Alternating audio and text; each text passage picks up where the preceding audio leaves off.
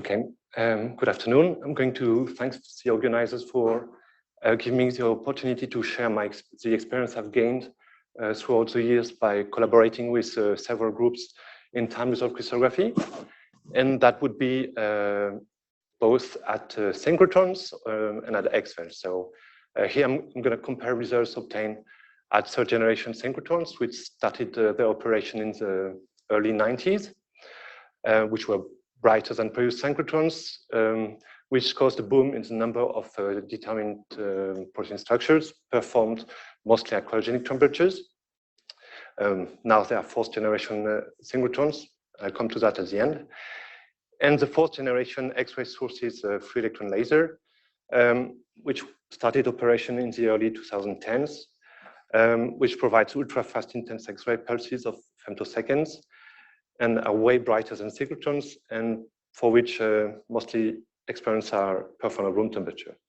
And the concept of diffraction before destruction was developed there.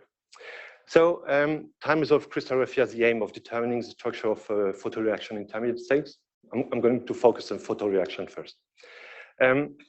Because understanding how a protein works requires to determine as many reaction intermediate structures as possible. Almost by definition, an intermediate is unstable in time. So if one needs to be fast enough to be able to visualize it at room temperature, or one needs to trap it by using artifacts like mutations, pH, or using cryogenic temperature. There are two main methods at room temperature: the steady state, where you keep illuminating a crystal and you're recording data at room temperature at the same time, or you use a pump probe approach, where there's a delay between the pump laser and the X-ray probe, and that's usually performed with a microcrystal injected in front of the X-ray beam. Okay. Crowd trapping methods. You can also do equilibriums that you slowly cool down from room temperature to 100K.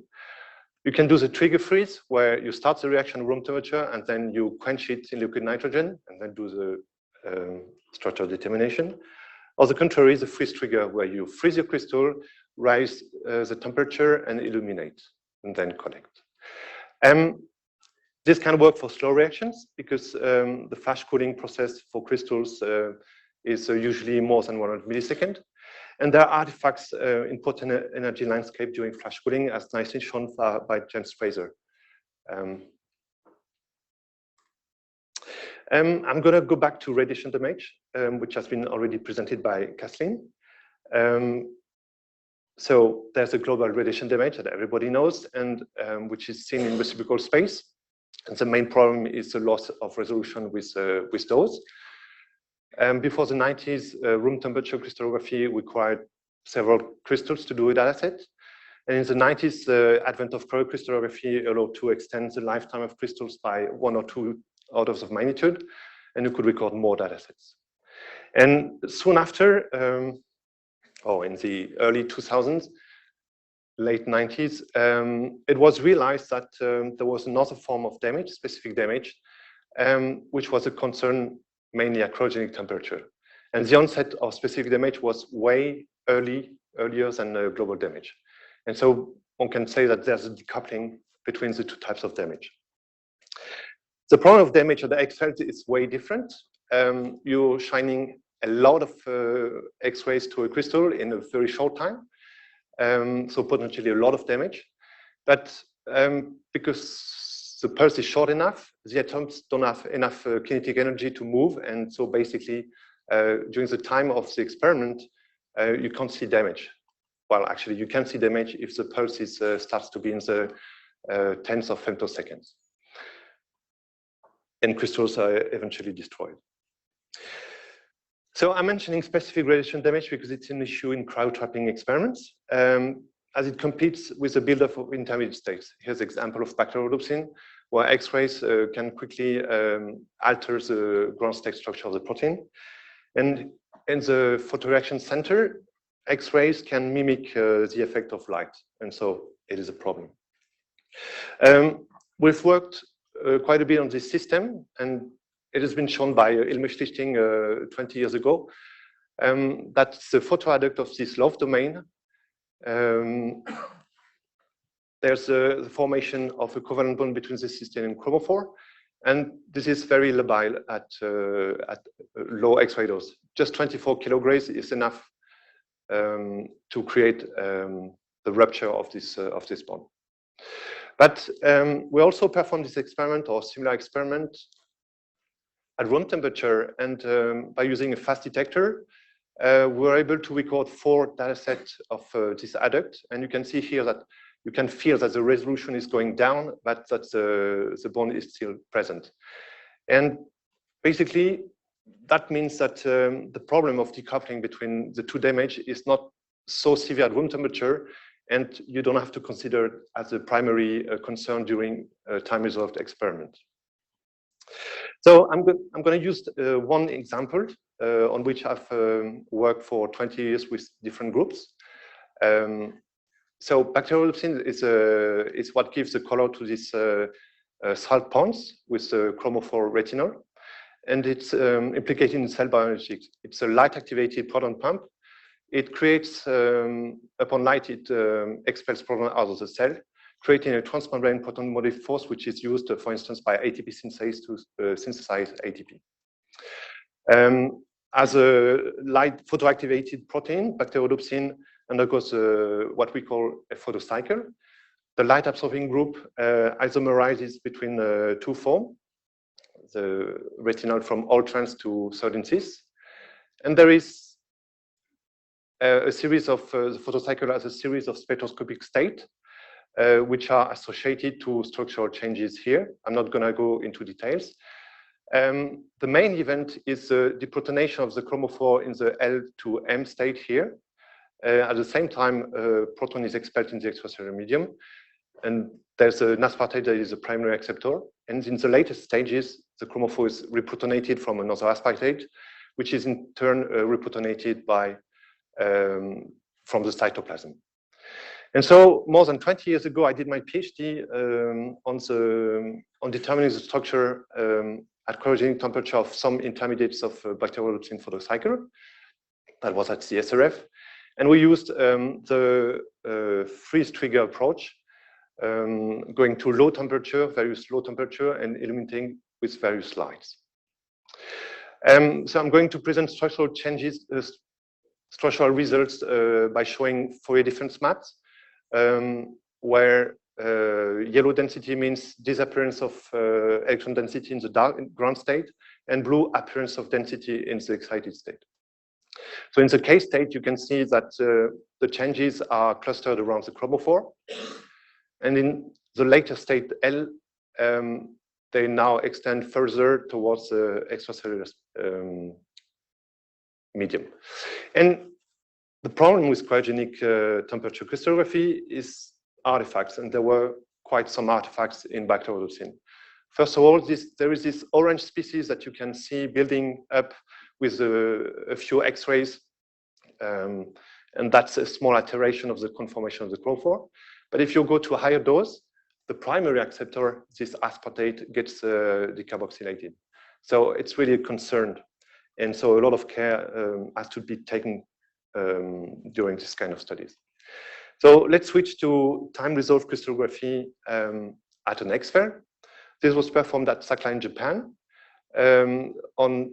with timescales from nanoseconds to milliseconds, using a nanosecond laser and a 10 femtosecond X-ray pulse.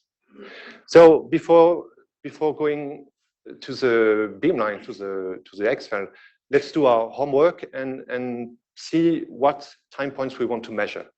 And so we've performed time-resolved spectroscopy. You see here a series of spectra from 1 microsecond to several hundreds of milliseconds. And after decomposition of the spectra, you can see that the L state is maximal around 1 microsecond, and the M state at milliseconds. And that drove our choice of initial time delays for the experiment. That's the experimental setup. So there's a laser flashing at 15 Hertz, and the X-rays at 13 Hertz. And basically, what we've done is inserting bacterial dopsine crystal in the X-ray beam and vary this delay. And thus, we recorded 13 time points equally distributed between 16 nanosecond and 1.7 millisecond. And so we could see almost in real time the propagation of structural changes from the early K state to the late M state. And you can see that it started around the chromophore, extended slightly above, and then progressively going towards the extracellular medium. And I'm not going to detail very much, but there's something that was really, really impressive is to be able to see map after map the progression of events. And here we see the progressive rupture of a hydrogen bond, which occurs on the 2 microseconds, 200 microseconds. That's the structural change here, modeled here. And it corresponds very well to the L2M transition here from the spectroscopic change. And in addition to the transient ordering of a water molecule, it explains the irreversible proton transfer from the chromophore to the extracellular medium. So this study allowed us to monitor changes over 5 orders of time magnitude, which were essentially consistent with insights gained from cryogenic temperature studies, but it gave way more insights, especially on the timing. But there were quite some important questions left. What's before 16 nanosecond and what's after? Can we see large structural changes? And that had been done at the synchrotron. So this study was performed at the LCLS in Stanford on the femtosecond to picosecond timescale with a femtosecond laser. So this early step can be divided in several intermediates, where you first have a charge separation, then a twisting of the chromophore. And indeed, that was inferred from spectroscopy. And indeed, the series of structures show that, first of all, there's an effect on the chromophore and a water molecule. Then the chromophore starts to deform. It's wobbling. And finally, the isomerization can take place and goes up to a strained form of the isomer. And so the late structural dynamics was studied at SLS in Willingen 1 year later.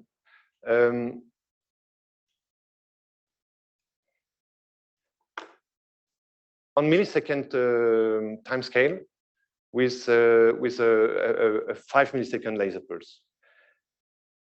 So the late stages. And so the trick was to record continuously frames from an Eiger detector and gating the images with a laser. And so you have a series of images recorded for the 5 milliseconds, then it's off, and then again 5 milliseconds on. And indeed, by merging the images from the 5 millisecond dataset, one can see the beginning of structural changes confined close to the chromophore, but up to 15 milliseconds, it starts to expand. And so a closed and an open conformation of the protein could be modeled, and occupancy also could be refined. So it's basically a 3-state model: the ground state, the closed state where the changes are confined to the interior of the protein, and an open state.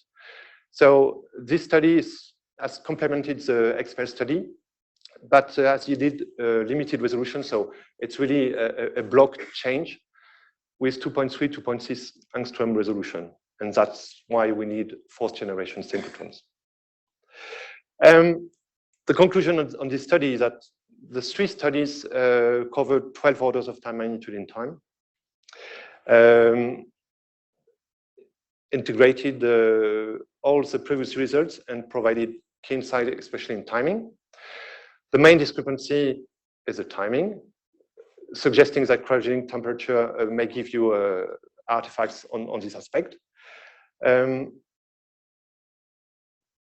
It resolved controversies on radiation damage and details of the interpretation, which was, again, a problem of cogenic temperature. And a fourth study performed at LCLS tackled the possibility of double photon absorption, which is another potential artifact of this study. And so let's consider the characteristic of laser pulse. So this three study used a femtosecond laser, a nanosecond laser, and a millisecond laser, which is a chopped up continuous wave laser. So it's really the laser light plus the X-ray pulse that dictates the time resolution. So that's the choice of the laser is important. The shorter the pulse, the more photons you need to bring at the same time, so the higher the power, because you need to photoconvert enough molecules to see the diffraction.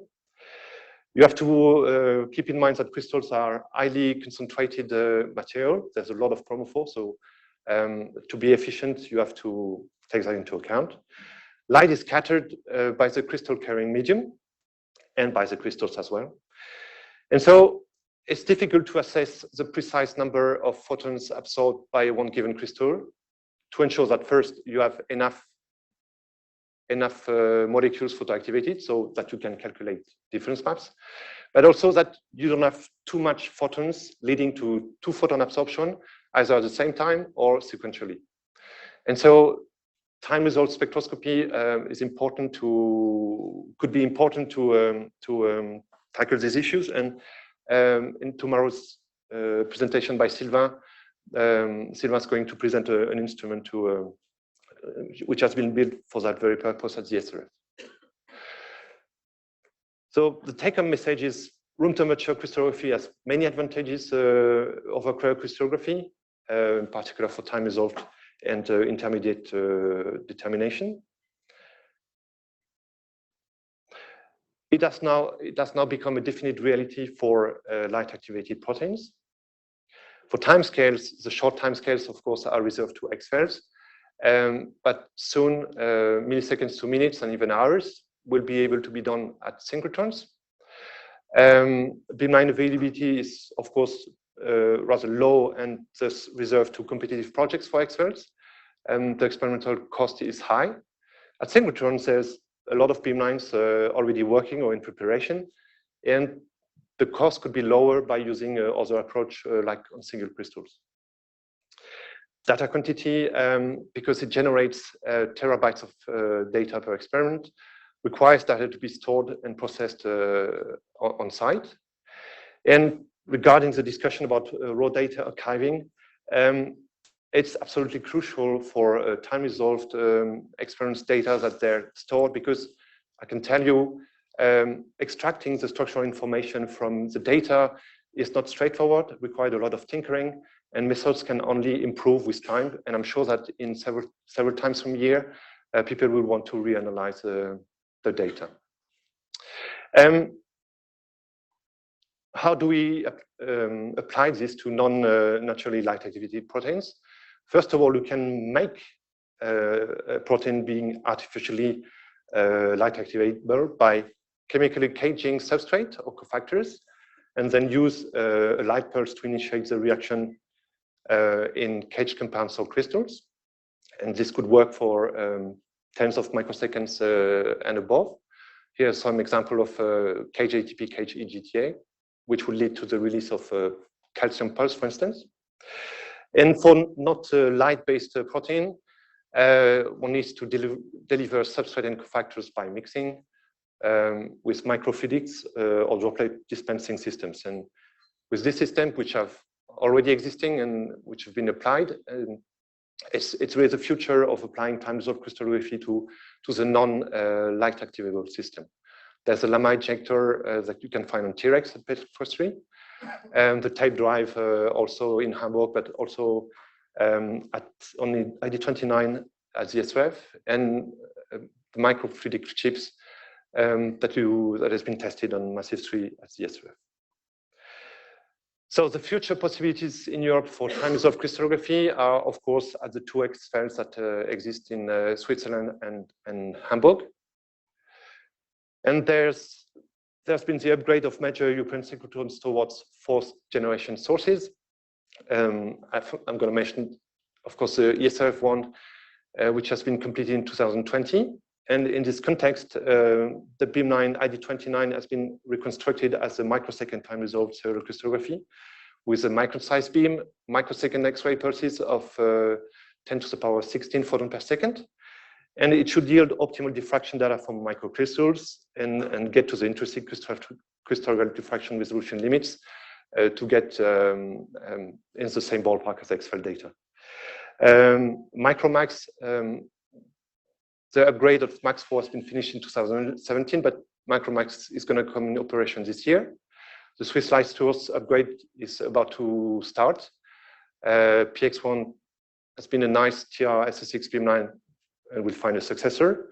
Petra 3 will also evolve, and T-Rex will have a successor, and Diamond Light Source, as I heard, as this upgrade postponed to 2027, and I20 for KMX will be a nice TR-SSX beam9 on the microsecond.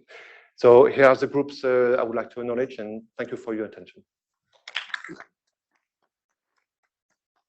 Thank you, Antoine. That was a wonderful talk. This paper is open for discussions, for questions.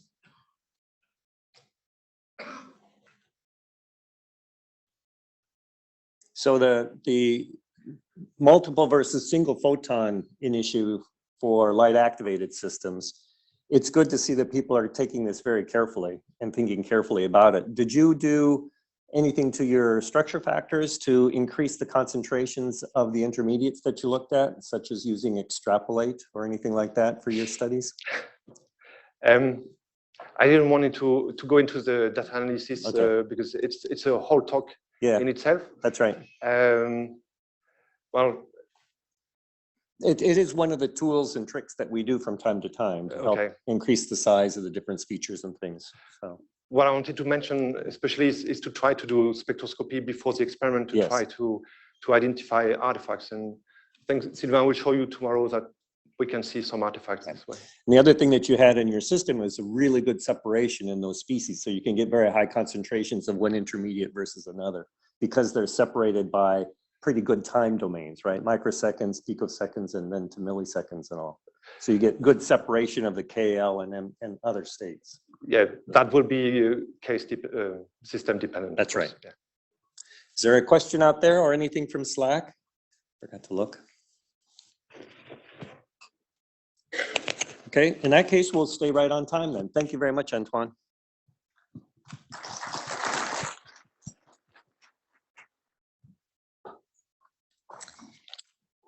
Okay, and then let's welcome our next speaker, Arnold Basley from Newcastle University, who will tell us about capabilities of a modern home source. So take it away, Arnold.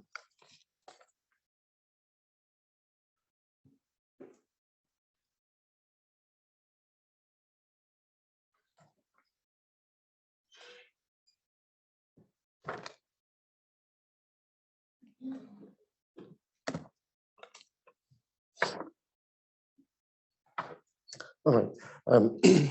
I would like first to thank the organizer for giving me the opportunity to talk about a modern X-ray home source.